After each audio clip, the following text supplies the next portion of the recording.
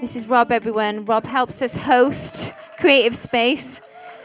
When I do anything, I don't do it alone. I rope as many people in as I can. And somehow he said he would help, so here we go. Yeah, somehow. Hello, good afternoon. So I haven't prepared a talk as such for this weekend, but a couple of golden nuggets came to mind, so I'm going to share one of those with you now, and then I have a little apprentice with me today who might have something to say to you, but we'll see how he goes. So send it good thoughts.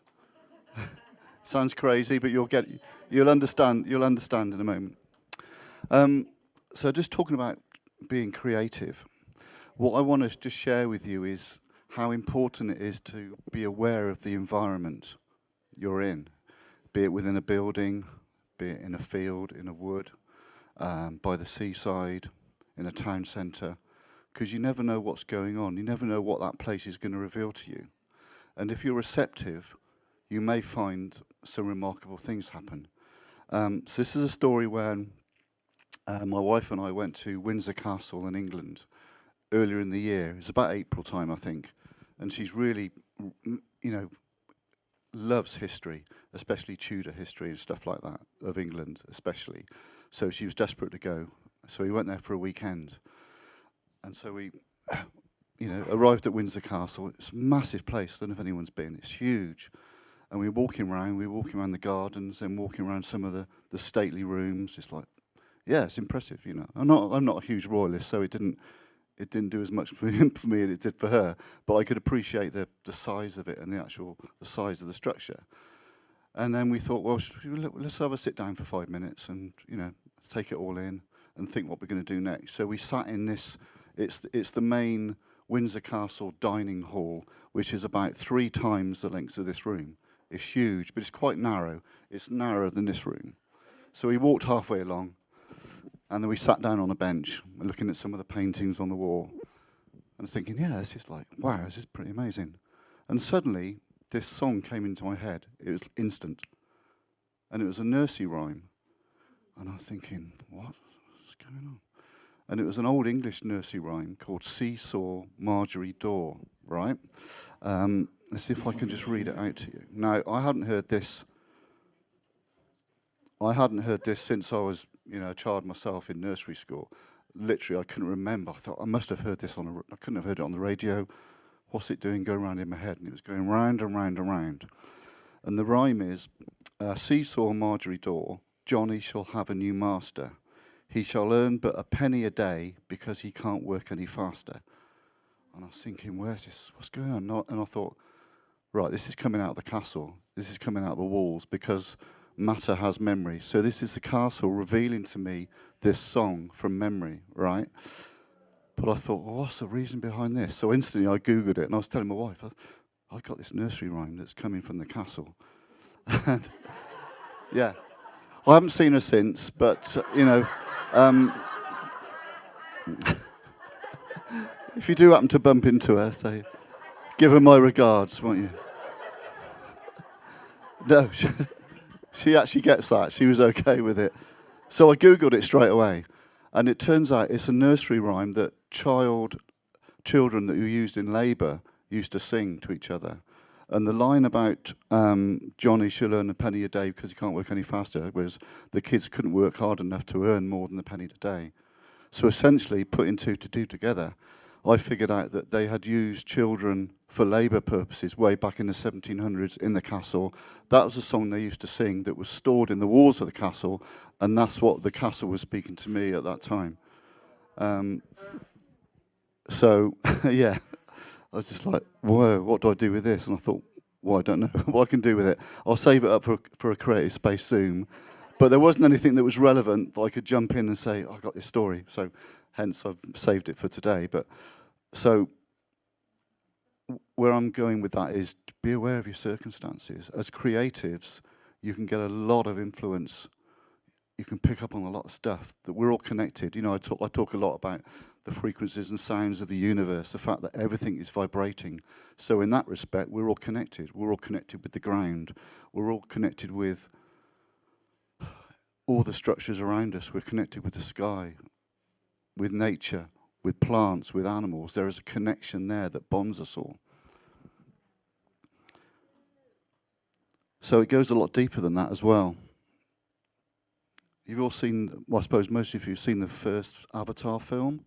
They have this huge kind of mother tree that supplies life to the surrounding forest and area. And what it does is it sends out good energy, good vibes through roots and through the leaves and through the particles and that communication that goes round. So this is your turn, okay, Pia.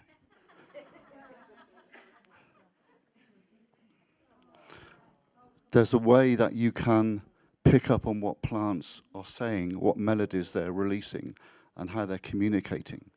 Because in the plant world, they communicate with each other. I read this amazing book. It's like the roots of plants, they communicate with each other. If there's a group of plants growing together, like trees in a forest, for example, if one of them is malnourished, the other ones will supply nutrition to it through the root system. They know what's going on. They're communicating. Right? It's a lot deeper than we think. So often when I'm out walking, I'm always going by like that and just touching things. Whoa! Just to try and I don't know, just to say, look, I'm here, you're here. We're both created. We both come from the same source. You know, have you got anything you want to say or communicate? It might sound a bit wacky, but why not? You know, if we're all connected. So I found this device a while ago, made in Italy, and I'll tell you a little bit about the story of it. I'll be brief.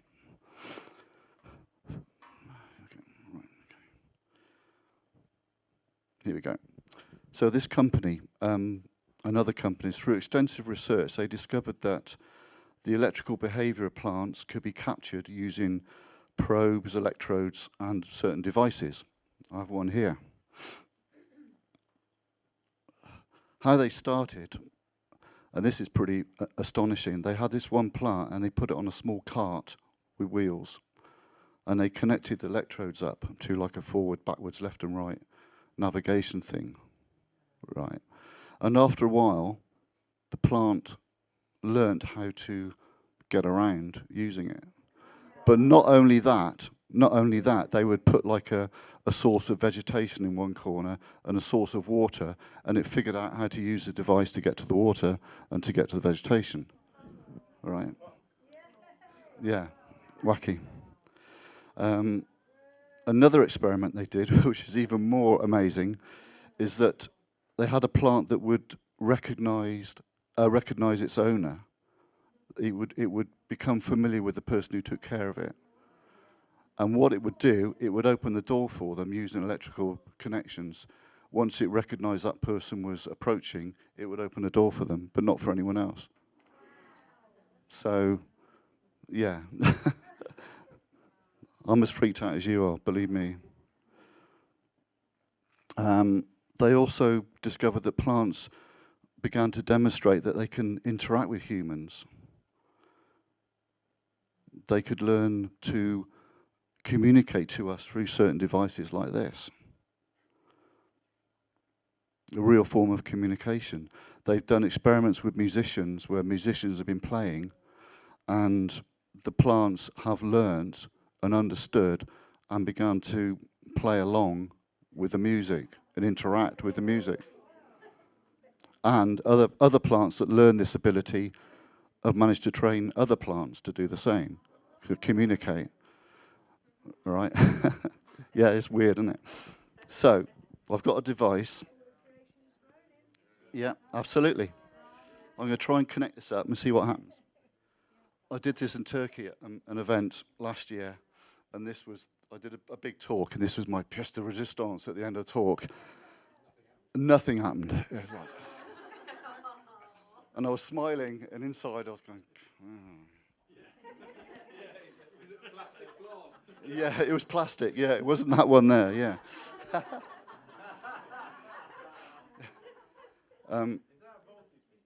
No, it's not a voltage. It reads electromagnetic impulses. A lot of people asked, Rob, have you tried it on humans? And the reason is, If anyone would like to participate, you're welcome, but it is yet to be proven or agreed to. So this goes near the roots. Okay. I was going to apply a bit of moisture to the leaves. Right, then we'll see what happens.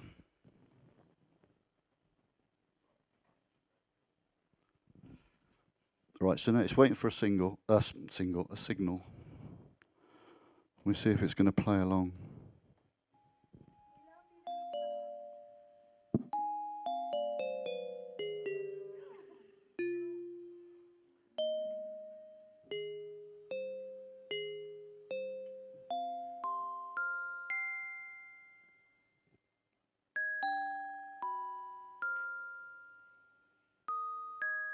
To prove it's not mumbo jumbo,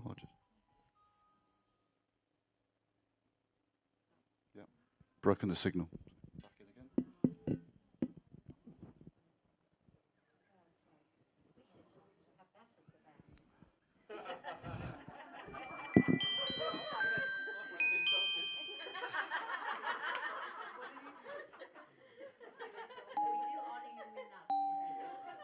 Didn't sound like it.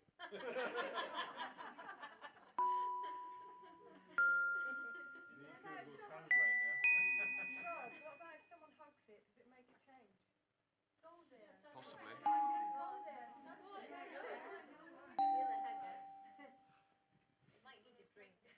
Well, it's had water already. Yeah.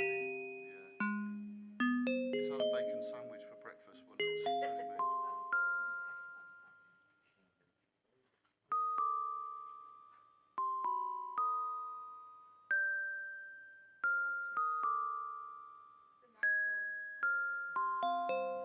But we know that plants react anyway, because you've probably heard of experiments where they've had two plants, a few meters apart, and you hurl abuse at one of them, and you give love and affection to the other, and one lives and one withers away. That's been done many times. So it's, See, it's getting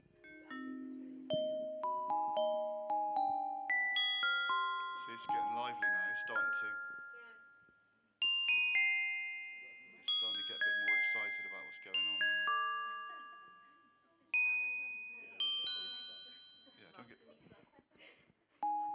Do you want to lead worship at the next session? Is that right? Okay. Take the afternoon off. Yeah. Yeah.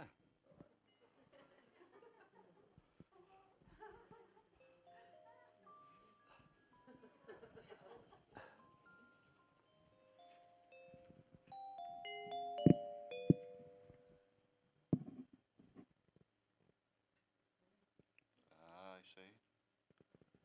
Disturbed. Oh, no, it's back.